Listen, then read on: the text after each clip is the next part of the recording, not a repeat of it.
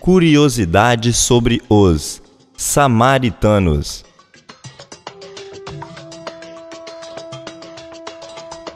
Samaritano quer dizer um habitante da cidade de Samaria. O chamado Reino do Norte compunha-se de 10 tribos. Após a divisão do reino de Israel, passou a ser conhecido como Samaria. Os samaritanos eram descendentes dos judeus que permaneceram na Palestina. E quando as 10 tribos foram levadas cativas para a Assíria, centenas de pobres ficaram na terra. O rei Sargom II da Assíria trouxe gente da Babilônia, de Cuta, de Ava, de Amate e de Serfavaim para se estabelecerem e colonizarem o país. Isso resultou numa raça mestiça. Os samaritanos possuíam intensa esperança messiânica, embora baseassem sua crença somente no Pentateuco. Neste ponto, se assemelhavam em muito à maioria dos saduceus. Observavam cuidadosamente o sábado, as festas, a circuncisão e a crença que o Monte Gerizim era o lugar onde Abraão foi para oferecer Isaque em holocausto, o lugar da visão de Jacó e onde enterraram os ossos de José. Os samaritanos possuíam a lei, mas não os escritos proféticos. Em 128 a.C., João Hircano capturou Siquém e destruiu o templo do Monte Gerizim. Desse ponto em diante, judeus e samaritanos verdadeiramente não se davam. A queda de Samaria em 722 a.C. marcou uma nova era na história do reino israelita do norte. Em 60 a.C., Pompeu conquistou a Samaria e a anexou à nova província da Síria.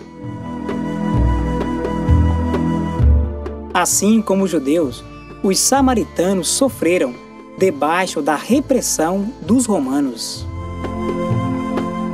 Os judeus consideravam os samaritanos cismáticos e não como gentios.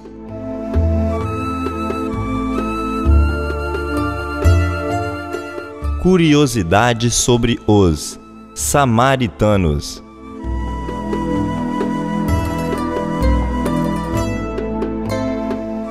Os samaritanos possuíam intensa esperança messiânica, embora baseassem sua crença somente no Pentateuco. Nesse ponto, se assemelhavam em muito à maioria dos saduceus.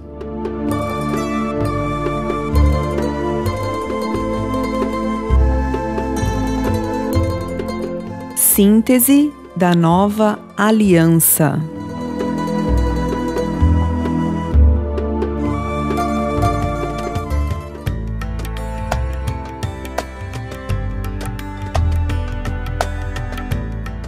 Curiosidades.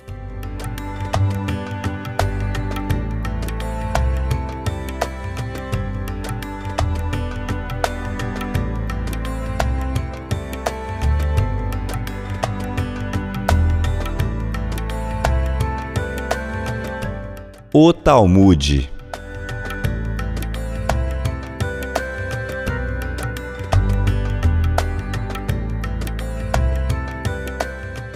A palavra hebraica Talmud significa literalmente estudo. Trata-se de um registro das discussões rabínicas com respeito à lei que foi transmitida por Jeová a Moisés. Essa importante compilação é a fonte da qual deriva a lei judaica. É por esse motivo que os judeus ortodoxos estão na obrigação de segui-lo, como regra de fé e de prática.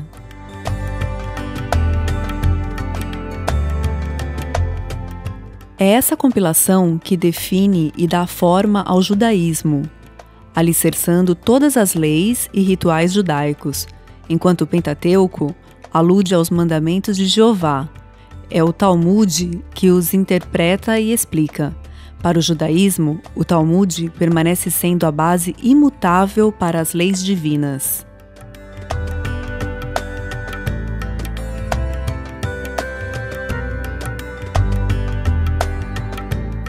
O Talmude. O Talmude possui duas partes. Primeira parte, a Mishnah, trata-se de uma compilação da lei judaica, 200 depois de Cristo. Segunda parte, a Gemara, trata-se de um comentário e explicação da Mishnah, 500 depois de Cristo.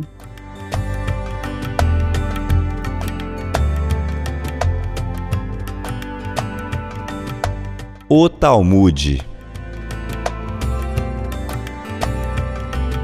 Para os judeus ortodoxos, a Gemara é mais do que um livro de comentários, mas uma coletânea de anos de sabedoria, hebraísmo, história, filosofia judaica e etc. Os judaizantes costumavam dizer que o Talmude só perde em importância para a Torá. Uma frase muito repetida entre os judeus é a seguinte: se a Torá é a pedra fundamental do judaísmo, o Talmude é seu pilar central.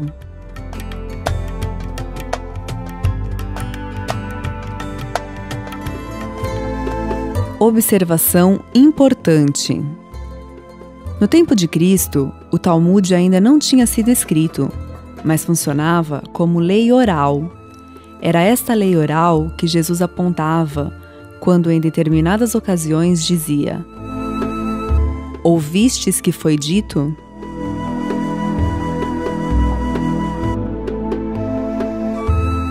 Referências para averiguação.